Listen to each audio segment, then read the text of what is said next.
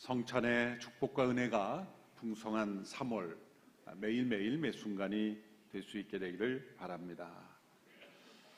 다음 세대들을 세우는 일에 헌신한 우리 교사들을 위한 집회가 3월 15일과 22일 두 주간에 걸쳐서 양재에서 열리게 됩니다.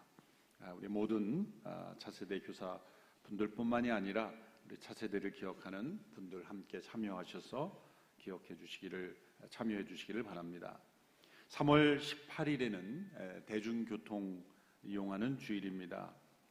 점차 자리 잡아 가고 있지만 아직 조금 더 보완해야 될 점들이 있습니다. 우리 3월 18일 대중교통만을 이용하는 주일을 통해서 우리가 자연과 이웃과 또 환경을 생각하는 저희들이 되었으면 좋겠습니다. 아울러서 또 차량을 가져오지 않기 때문에 그날 화재 대피 훈련도 함께 가질 예정입니다.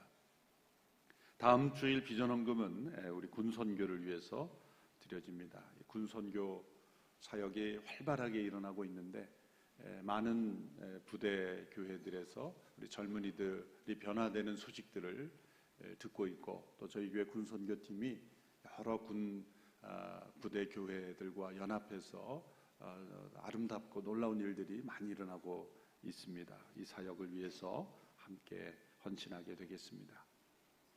이 시간 말씀을 듣기 전에 나라 민족을 위해서 함께 합심하여 기도하겠습니다. 이 나라 민족을 하나님께서 주목하셔서 전쟁의 잿더미에서 건져주시고 풍요를 주시고 또 자유민주국가로 귀한 나라로 세워주셨습니다. 이 나라 민족을 지켜주시옵소서. 모든 북한의 위협과 때로 책략 속에 이 나라 민족이 흔들리지 않게 하여 주시고 이 땅을 변화시킬 수 있게 하여 주시옵시고, 이 나라 민족 가운데 있는 모든 다툼과 분열, 우상 숭배와 탐욕들이 사라지게 하시고 북녘 땅을 덮고 있는 모든 세상의 악한 조건과 거짓이 떠나가게 하여 주시옵소서. 주여, 경제적 위기 속에서 이 나라 민족이 하나 되어 이 위기를 극복하게 하여 주시옵소서. 우리의 다음 세대들이 올바른 분별력을 가질 뿐만이 아니라 우리 기성 세대들이 하나님 앞에 회개하며 올바로 돌이키게 하여 주옵소서. 한국교회를 깨워 주시옵소서. 하나님의 창조 질서가 지켜지게 하여 주옵소서. 합심하여 함께 기도하며 나아가겠습니다. 하나님 아버지, 이 나라 민족을 올려드립니다. 이 나라 민족 가운데 하나님께서 베푸신 놀라운 은혜와 축복을 다 헤아릴 수 없습니다. 전쟁의 잿더미에서 건져주시고 이 나라 민족을 온 세상을 향한 제사장 나라로 세우시기 위하여 하나님께서 행하신 놀라운 일들을 바라볼 때 놀랍고 크신 하나님의 손길이었습니다. 그러나 우리들이 우상 숭배로, 탐욕으로, 죄악으로, 거짓으로 죄악에 빠져 하나님께서 주신 사명을 잃어버렸습니다.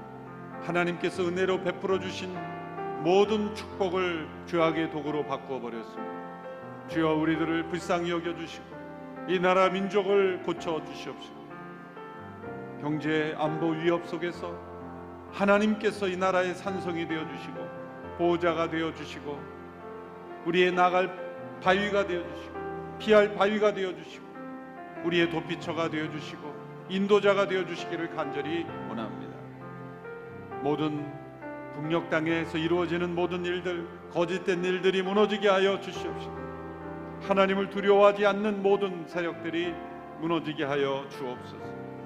이 땅에 참된 평화 통일이 이루어지게 하여 주시고 거짓된 평화가 사라지게 하여 주시며 하나님 안에서 참된 진리 위에 바로 선 나라가 될 수 있도록 주님 역사해 주시고 이 땅을 덮고 있는 거짓된 이념과 이데올로기들이 떠나가며 창조 질서를 무너뜨리는 모든 세력들이 무너지게 하여 주시며 자유민주주의 국가가 얼마나 소중한지를 깨달으며 하나님께서 이 땅에 베풀어 주신 사명을 잘 기억하는 저희들이 되게 하여 주시고, 주여, 우리 믿는 이들에게 주신 하나님의 사명을 잘 기억하며 나아가는 저희들이 되게 하여 주시기를 원합니다.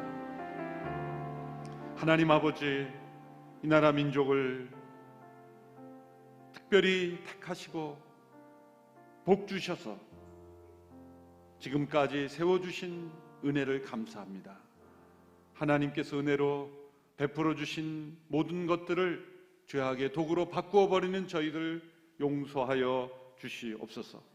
이 땅에 만연한 모든 거짓과 음란과 타락과 우상 숭배를 회개하오니 주님 용서하여 주시옵소서.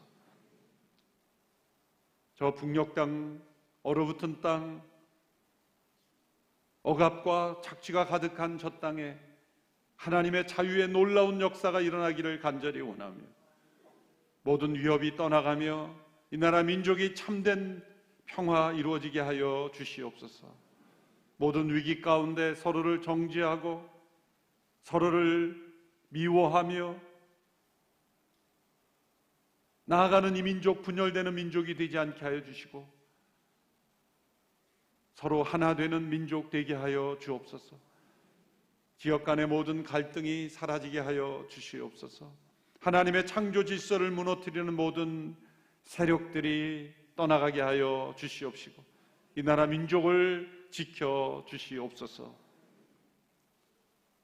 능력을 잃어버린 한국교회가 되지 아니하고 하나님 앞에 바로 섬으로 거룩한 능력으로 이 땅을 변화시키는 교회 되게 하여 주옵소서.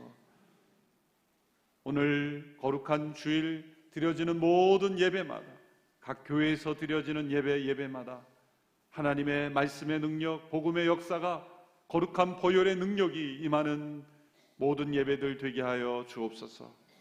오늘도 하나님의 말씀의 귀를 기울이는 하나님의 백성들에게 말씀하시고 하나님 나라가 온전히 임하는 축복이 있게 하여 주시옵소서. 예수님의 이름으로 기도하옵나이다. 아멘. 예수님께서는 이 땅에 임한 하나님 나라를 설명해 주시기 위해서 비유로 말씀해 주셨습니다. 첫 번째 비유로 씨 뿌리는 농부의 비유를 말씀하셨습니다. 하나님 나라는 말씀의 씨앗으로 사람들의 마음 밭에 심겨짐으로 시작되어 풍성한 열매를 맺는 것으로 자라난다고 말씀하셨습니다. 그런데 그 말씀의 씨앗이 버려지기도 하는데 그것은 씨앗을 받는 밭의 상태에 문제가 있었기 때문입니다. 길가, 돌밭, 그리고 가시 덤불에 떨어진 씨앗은 열매를 맺지 못합니다. 이러한 장애물들은 우리의 마음 속에서 하나님 나라를 받아들이지 못하고 또 받아들이지 않고 거부하는 그러한 모습을 말씀해 주신 것입니다. 그런데 오늘 두 번째 비유에서는 또 다른 장애물이 나타납니다. 그것은 밭에 가라지를 뿌리는 원수입니다. 이 비유는 지난주에 이 씨 뿌리는 농부의 비유의 속편이라고 말할 수 있습니다. 농부는 자기 밭에 좋은 씨를 뿌렸습니다. 그런데 사람들이 자고 있는 동안 원수가 그 밀 가운데 가라지를 뿌린 것입니다. 당분간 알지 못하다가 줄기가 자라나서 열매를 맺을 때 이제 가라지가 보이기 시작합니다. 종들이 주인에게 와서 말합니다. 주인께서 분명히 밭에 좋은 씨를 뿌렸는데 도대체 저 가라지들이 어디에서 생겨났습니까? 주인은 알아보고 단호하게 대답합니다. 원수가 한 짓이다. 종들은 주인에게 흥분하여 질문합니다. 저희가 가서 저 가라지들을 뽑아버릴까요? 주인은 대답합니다. 아니다. 가라지를 뽑다가 밀까지 뽑을 수 있으니 추수 때까지 내버려 두어라. 추수 때에 먼저 가라지를 모아 단으로 묶어 불태워버리고 밀은 모아 내 곡간에 거두어 드리도록 하겠다. 예수님께서 이 비유를 말씀하신 이후에 집으로 들어가신 후에 제자들이 이 비유를 설명해 달라고 예수님께 요청했습니다. 예수님께서 이 비유를 상세하게 해설해 주셨습니다. 그 해설의 내용이 37절부터 43절인데요. 자막을 통해서 함께 읽어보시겠습니다. 제가 읽도록 하겠습니다. 예수께서 대답하셨습니다. 좋은 씨를 뿌린 사람은 인자다. 밭은 세상이고 좋은 씨는 하늘나라의 자녀들을 뜻한다. 가라지는 악한 자의 아들들이고 가라지를 뿌린 원수는 마귀다. 추수 때는 세상의 끝이며 추수하는 일꾼은 천사들이다. 가라지가 뽑혀 불태워지듯이 세상의 끝에도 그렇게 될 것이다. 인자가 자기 천사들을 보내면 천사들은 죄를 짓게 하는 모든 것들과 악을 행하는 모든 사람들을 그 나라에서 가려내 활활 타오르는 불아궁이에 던져 넣을 것이다. 거기서 그들은 슬피 울며 이를 갈 것이다. 그때 의인들은 자기 아버지의 나라에서 해같이 빛날 것이다. 귀 있는 사람들은 들으라. 씨 뿌리는 농부의 비유와 중요한 차이는 첫 번째 비유에서 밭은 사람들의 마음을 의미했는데 두 번째 비유에서 이 밭은 세상을 의미한다는 것입니다. 농부가 씨를 밭에 뿌린 것처럼 하나님께서는 이 세상 속에 씨앗을 뿌리심으로 하나님 나라를 이루시는데 이 두 번째 비유에서 씨앗은 바로 하나님의 자녀들입니다. 말씀은 씨앗은 말씀이기도 하지만 이 두 번째 비유에처럼 하나님의 자녀들이기도 합니다. 그러나 동시에 사탄도 원수도 가라지를 뿌리는 일을 함으로써 이 세상 속에 존재한다는 것이죠. 그런데 이 세상의 끝에는 이 가라지가 뽑혀 태워지는 심판이 있을 것이라고 이 비유에서 말씀하셨습니다. 미래의 심판은 확실히 있습니다. 창세 이후로 하나님께서 행하신 많은 심판들은 장차 있을 최후의 심판의 경고적인 심판들입니다. 창세기 시대의 에녹도 동시대에 우주적인 심판의 날이 다가오고 있다는 것을 예고했습니다. 솔로몬은 방탕한 사람들에게 이렇게 경고했죠. 하나님께서 이 모든 일로 말미암아 너를 심판하실 줄로 알라. 시편 저자들도 자주 심판을 경고했습니다. 이 역사가 바로 심판이 존재한다는 증거죠. 또한 우리 마음속에도 그 심판의 증거가 있습니다. 사람들이 왜 양심의 가책을 받습니까? 양심의 가책은 왜 느끼는 것일까요? 그것은 심판에 대한 예감입니다. 만일 아무런 심판이 세상에 존재하지 않는다고 한다면 사람들이 왜 두려워할까요? 사람들의 두려움의 원인은 무엇일까요? 그것은 심판이 역사 속에 있었고 앞으로도 있을 거라시라는 그런 믿음에서 두려워하는 것이죠.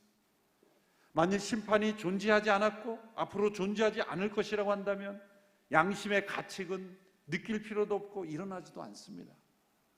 사람들의 마음속에 있는 우리 마음속에 있는 양심의 가책 자체가 심판이 확실히 존재한다는 증거이기도 한 것입니다. 예수님께서 분명히 말씀하셨습니다.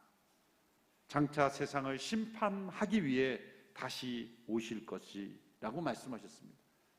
그래서 우리가 성찬에 고백한 사도신경의 고백에 살아있는 자와 죽은 자를 심판하러 오실 것입니다 고백했습니다.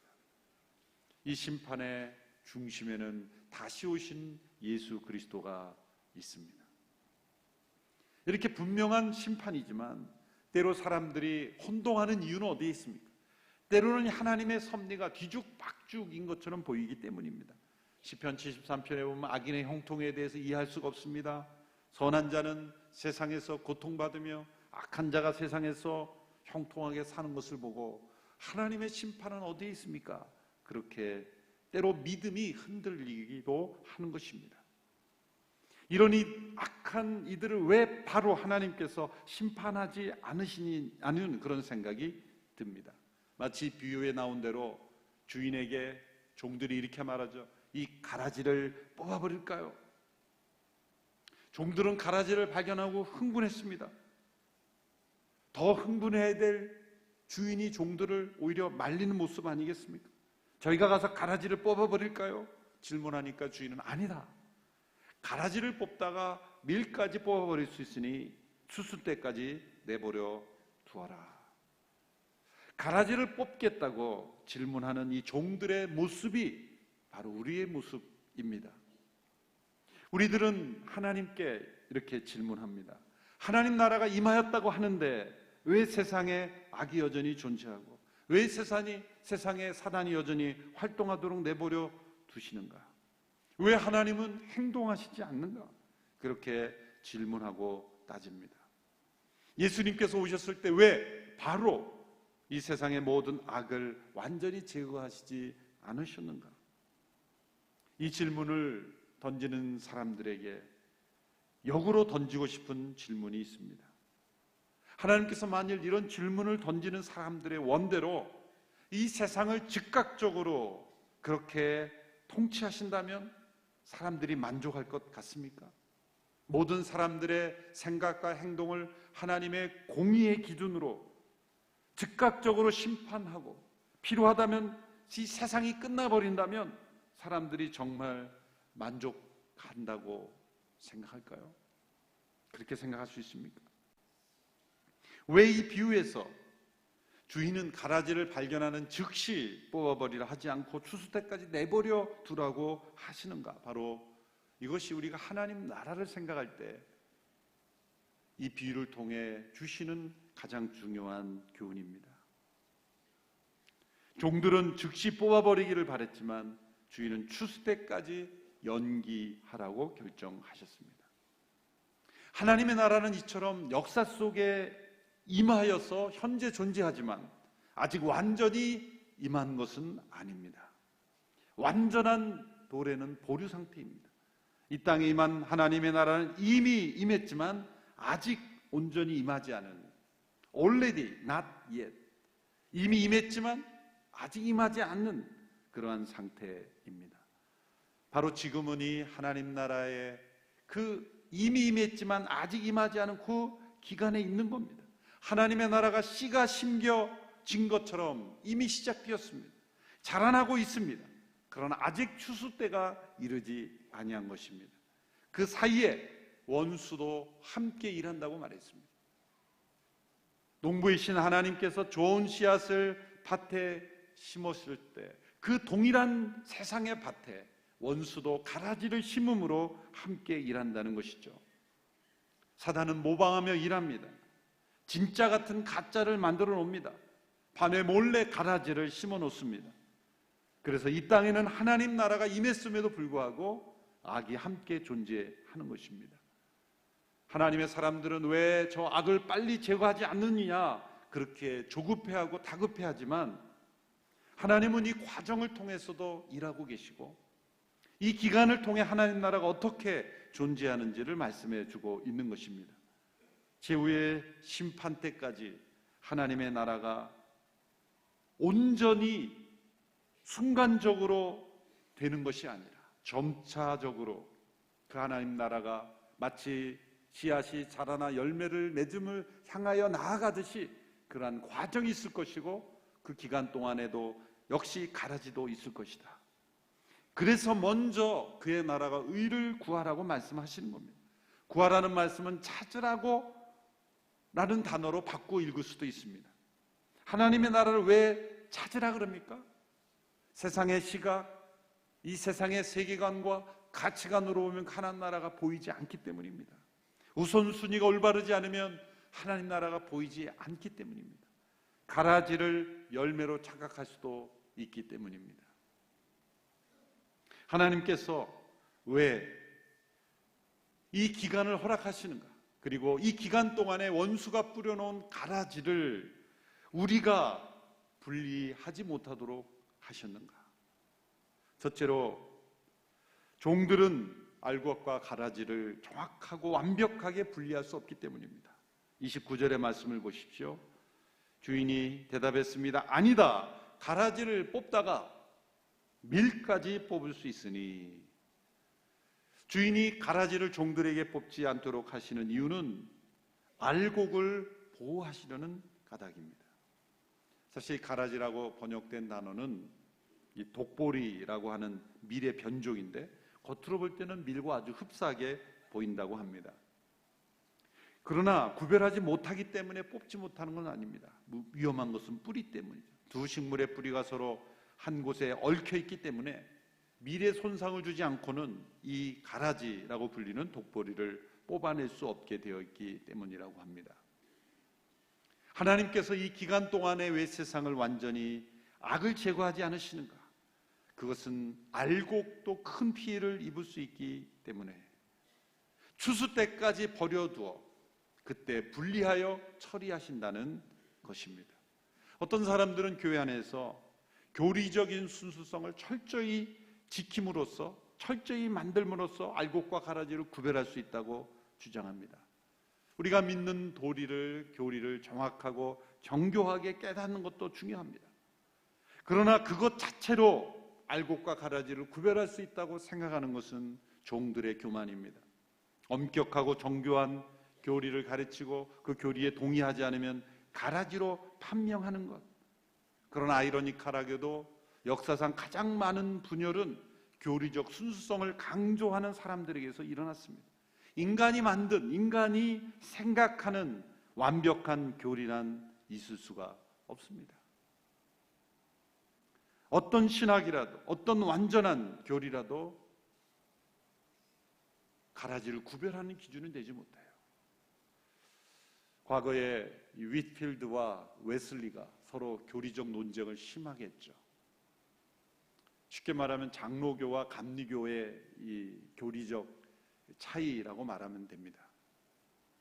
두 사람이 서로 몇 가지 중요한 이슈에 대해서 첨예하게 대립을 했죠. 신문지상에 두 사람의 논쟁이 실릴 정도로 그 당시에는 그런 신앙적인 것을 굉장히 중요하게 생각하는 시대니까요. 근데 윗필드의 제자들이 이렇게 말합니다. 선생님, 천국에 가면 웨슬리는 없겠죠. 보지 못하겠죠. 교리가 잘못되었으니 저 사람 천국 못 간다 이렇게 생각한 거예요. 그 윗필드가 맞아. 나는 천국에서 웨슬리는 못 볼 거야. 그랬더니 제자들이 신이 났습니다. 맞죠? 그런데 웨슬리는 예수님 저 가까이 있고 나는 너무 멀리 있어서 나는 웨슬리를 보지 못할 거야. 그렇게 말했다는 거죠. 교리적인 차이에 대해서는 첨예하게 토론을 했지만 윗필드가 웨슬리를 얼마나 존경했는지를 우리 보여주는 그런 이야기가 전해지고 있습니다. 또 어떤 사람은 교회의 규례와 제도를 엄격하게 만들어서 그 제도와 규율을 따라오지 않으면 가라지로 판명합니다. 어떤 극단적인 제도를 통해 순수함을 유지하려고 하는 것, 때로는 유익함보다 도리어 해를 끼칠 수가 있습니다. 또 어떤 사람들은 그렇기 때문에 교회의 규모를 아주 작게 만들어서 알곡만을 세워야 된다. 그러나 규모가 크나 작으나 알곡과 가라지는 공존하는 것입니다. 관계의 갈등이 없는 것을 추구하려고 교회의 규모를 작게 만듭니까? 그것 자체가 알곡 신자를 만든다는 기준이 된다는 것도 인간들의 교만인 것입니다. 역사적으로 한때 자신이 알곡이라고 생각했던 사람들이 후대에 보니 가라지고, 한때 가라지로 취급받던 사람들이 후대에 알곡인 경우가 얼마나 많습니까? 사람들은 알곡과 가라지를 구별할 수 있는 능력이 충분하지 않다. 그래서 주인이 말합니다. 종들에게 내버려 두어라.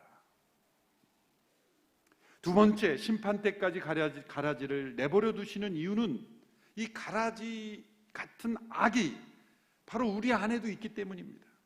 왜 가라지를 뽑을 수 없습니까? 알곡으로 심어진 우리 안에도 가라지 같은 악이 여전히 존재하기 때문이에요. 바울은 선을 행하기 원하는 내게 악이 함께 있다고 고백했죠. 선을 행하기 원하는데도 악이 있다는 겁니다. 우리의 선 안에도 악이 있다는 겁니다. 어떤 사람이 하나님께 이렇게 따지죠. 하나님 왜 세상의 악을 내버려 두시나요? 하나님께서 움직이셔야 하지 않습니까? 침묵하지 마시고 세상의 모든 악을 쓸어버려 주셔야 하지 않습니까? 이렇게 질문하는 자에게 하나님께서 다시 질문하십니다. 내가 정말 그렇게 하기 원하느냐? 네, 원합니다. 하나님이 다시 말씀하시죠. 그럼 너도 대가를 치를 준비가 되어 있느냐? 세상에 있는 악을 징벌하면 너도 함께 망할 텐데 준비되어 있느냐? 악에 대한 하나님의 심판이 다른 모든 악만이 아니라 내 안에 있는 악을 포함하는 것이라면 우리는 그 대가를 치를 준비가 되어 있는가? 라는 질문을 던져볼 필요가 있습니다. 세 번째로, 하나님께서 심판 때까지 이 가라지를 버려두라 하신 이유는 원수가 심어놓은 가라지까지도 알곡으로 변화되기를 기대하고 원하시기 때문이에요. 사실 비유에서의 알곡과 가라지는 서로 변화되지 못하지만, 이 비유의 한계지만, 그러나 이 알곡과 가라지로 비유되는 사람은 변화될 수 있기 때문입니다. 여러분, 우리 자신을 알곡이라고 생각합니까? 가라지라고 생각합니까? 자, 이 문제도 지난주 살펴본 대로 첫 번째 비유처럼 길가, 돌밭, 가시덤불, 좋은밭 네 종류의 운명 지어진 네 사람이 아니라고 말씀드렸어요. 평생 길가로, 평생 돌밭으로, 평생 가시덤불로 살아가도록 예정되어 있는 인생이 있는 것이 아니라는 거죠. 우리의 마음 안에 네 가지 요소가 다 있다고 봐야 돼요. 어떤 사람은 나빴다가도 좋아질 수도 있는 거죠. 이 변화의 가능성이 있다는 것을 기억해야 돼요. 이처럼 어떤 사람은 평생 알곡이고 평생 가라지가 아니라 가라지 같은 인생이었다 할지라도 알곡 같은 인생으로 변화될 수 있기 때문입니다. 어거스틴 말하기를 오늘 가라지인 사람이 내일 곡식이 될 수도 있다. 하나님께서 이 추수 때의 심판을 지연시키고 내버려 두시는 이유가 바로 여기에 있는 것이죠. 가라지와 같은 인생들도 알곡으로 변화되는 일들이 일어나고 있기 때문이에요. 성령의 역사가 바로 이 일을 위해서 이루어지는 겁니다. 제자들이 언젠가 예수님께 이렇게 요청을 했죠. 사마리아인들에게 하늘에서 불을 내려 멸하는 것이 어떻겠느냐, 그렇게 요청했을 때 예수님께서 그들을 꾸짖으셨습니다. 왜냐하면 사마리아인들도 구원하시려고 세상에 오셨기 때문입니다. 예수님께서 십자가에서 대신 죽으신 이들이 바로 이러한 가라지들이기 때문입니다. 우리는 이 세상의 가라지들이라고 판단하며 지금 당장 불이 내리도록 기도하고 있지만, 그러나 하나님께서는 인내하시며 그들도 변화되기를 기다리고 있으신 겁니다. 그래서 이 비유의 핵심은 인내입니다. 기다림입니다. 하나님의 나라가 임하였으나 아직 온전히 임하지 않은 까닭은 하나님의 인내 때문이에요. 하나님의 기다림 때문입니다. 가라지들이 변화되어 알곡으로 변화되기를 기다리시는 하나님의 인내 때문입니다. 리차드 백스터라는 분 말하기를 우리는 불경건한 자들에 대한 하나님의 인내를 오해해서는 안 된다. 우리는 세상의 가라지들을 보면서 하나님은 무능력한 분이거나 아니면 선하지 않은 분으로 오해하고 몰아세우는 경향이 있습니다. 그러나 하나님은 사람들로부터 이러한 불명예스러운 말을 들으면서도 하나님은 인내하시는 거예요. 능력이 없으셔서 세상의 가라지를 방치하시는 것이 아닙니다. 추수 때까지 방치하시는 것도 아닙니다. 하나님은 기다리시며 그 악과 원수와 싸우시며 그 가라지들을 구원하는 일을 지금도 행하고 계십니다. 아직 악과 함께 멸망돼서는 안 되는 이들이 있기 때문이에요. 또 우리 안에도 악이 있기 때문이에요. 악에 사로잡힌 가라지 같은 영혼들이 하나님께로 돌아오도록 기다리며 일하고 계시기 때문이에요. 그러나 언젠가 이 모든 것이 완전히 분리될 때가 올 것입니다. 의인들은 아버지의 나라에서 해와 같이 빛날 것이며, 그리스도의 생명을 받은 자들은 우리의 생명이신 그리스도께서 나타나실 때 그와 함께 영광 중에 변화될 것이고, 가라지는 심판에 처하게 될 것입니다. 바로 이 기간 동안은 바로 선교의 기간이요, 영혼을 구원해야 되는 기간이요, 아버지의 기다리심과 같이 그 기다림과 인내를 통해 한 영혼 한 영혼을 구원해야 될 기간입니다. 이미 오신 하나님의 나라가 아직 오지지 않은 그 기간 동안에 우리의 사명을 다하는 저와 여러분이 되기를 축원합니다. 기도하겠습니다.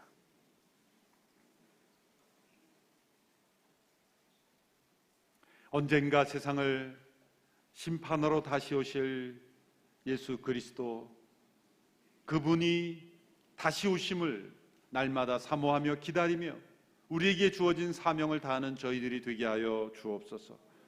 이미 오셨지만 아직 온전히 임하지 않은 하나님 나라, 그 기간 속에 사는 저희들, 우리에게 허락하신 이 은혜의 기간, 하나님의 인내의 기간 동안에 수많은 가라지들이 변화되는 그런 일들을 위하여 쓰임받는 저희들이 되게 하여 주시옵시고, 우리 안에 있는 모든 악한 가라지들을 제거하며 정결케 하며 온전케 변화시키는 기간이 되게 하여 주시옵소서. 예수님의 이름으로 기도하옵나이다. 아멘.